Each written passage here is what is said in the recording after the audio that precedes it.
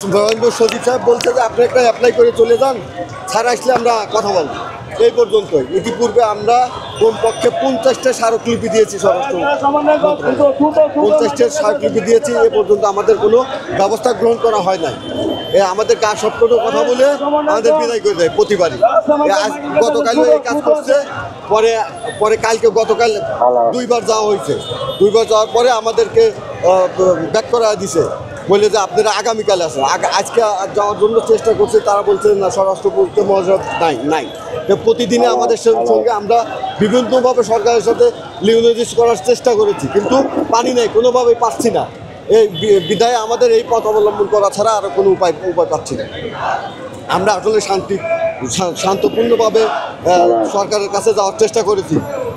কমপক্ষে 10 মাসে কমপক্ষে অর্ধশত প্রোগ্রাম করেছি ঢাকাতে এবং বিভিন্ন জায়গায়, কিন্তু সরকার আমাদের ব্যাপারে কোনো প্রকার কর্ণপাতই করে না।